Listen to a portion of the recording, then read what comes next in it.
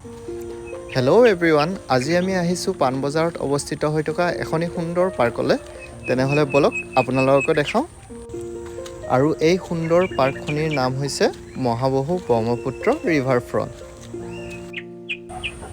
আপোনালোকে দেখিবলৈ পাইছে যে এই পাৰ্কখন মহাবাহু ব্ৰহ্মপুত্ৰৰ কাষতে লাগি আছে। এয়া আপোনালোকে দেখিবলৈ পাইছে সন্ধিয়া সময়ৰ কিছু মনোমোহা দৃশ্য। চাওকচোন কিদৰে বেলিটো মাৰ গৈছে আৰু আনফালে আইটোৰ মিচিকীয়া হাঁহি। আৰু ইয়াতে আপোনালোকে ফটোগ্ৰাফী আৰু ভিডিঅ'গ্ৰাফী কৰি খুবেই ভাল পাব। কি যে সুন্দৰকৈ চেছ খেলৰ এটি ডিজাইন কৰিছে চাওক। আৰু সৰু ল'ৰা ছোৱালী খেলিব পৰাকৈ সুন্দৰকৈ সাজু কৰাই থোৱা আছে। তেনেহ'লে বলক আগুৱাই গৈ আৰু দেখাই আছোঁ আপোনালোকক। আৰু এয়াই মোৰ সন্মুখত দেখিবলৈ পাইছে হেৰিটেজ ছাইট। আৰু ইয়াতে ভিজিট কৰিবলৈ আপোনালোকে 100 ৰুপিজ পে' কৰিব লাগিব। বাট পাৰ্কখনত আহিবলৈ কোনো ধৰণৰ পে' কৰিব নালাগে। ইয়াৰে ভিতৰতে ষ্টাৰবাক্সো অৱস্থিত হৈ আছে।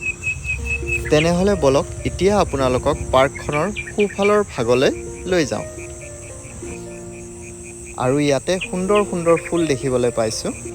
লগতে আপোনালোকক জনাওঁ এই পাৰ্কখন এটি বিশেষ পাৰ্ক হয়, কাৰণ এই পাৰ্কখনতে ৰৈ ৰৈ বিনালে মুভিখনৰ কিছু মুহূৰ্ত শ্বুট কৰা হৈছিলে। চাওকচোন কি সুন্দৰ দৃশ্য। মোৰ এক্সপিৰিয়েঞ্চৰ ফালৰ পৰা আপোনালোকক জনাওঁ, গুৱাহাটীৰ সকলোতকৈ বেষ্ট পাৰ্ক মই এইটোৱে পাইছোঁ। আপোনালোকক ইয়াতে আহিবলৈ মই নিশ্চয় ক'ম। এবাৰ ইয়াতে আহিব, আপোনালোকে নিশ্চয় ভাল পাব। আৰু এতিয়া আপোনালোকক ৰাতিৰ কিছু দৃশ্য দেখাম। সুন্দৰ লাইটৰ সৈতে ইয়াতে বহু বস্তু দেখিবলৈ পোৱা যায়। তেনেহ'লে বলক ৰাতিৰ বুকুত নৈৰ ওচৰত কটাবলৈ এইটো এটা বেষ্ট প্লেচ। আৰু এয়া আপোনালোকে দেখিবলৈ পাইছে 1671 চনত শৰাইঘাটৰ ৰণত শ্বহীদ হোৱা বীৰসকলৰ স্মৃতিত এই সেতু সজোৱা হৈছে। আৰু ইয়াতে প্ৰত্যেকটো সন্ধিয়া লেজাৰ লাইটৰ সৈতে ৱাটাৰ ফাউণ্টেইনৰ সুন্দৰ এটি খেল দেখিবলৈ পোৱা যায়। খুবেই মনোমোহা হয়। চাওক মোৰ সন্মুখত আপোনালোকে এয়া দেখিবলৈ পাইছে। আপোনালোকে ইয়ালৈ আহিলে সন্ধিয়াৰ এই মনোমোহা ফাউণ্টেইনটোৰ দৃশ্য চাবলৈ নাপাহৰিব। সঁচাকৈ খুবেই ধুনীয়া লাগে। চাওক আৰু আনন্দ লওক।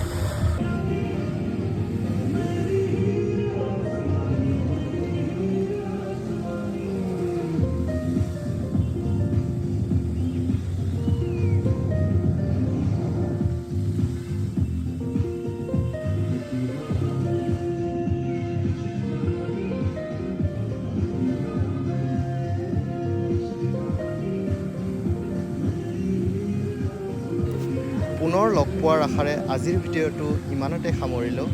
ধন্যবাদ।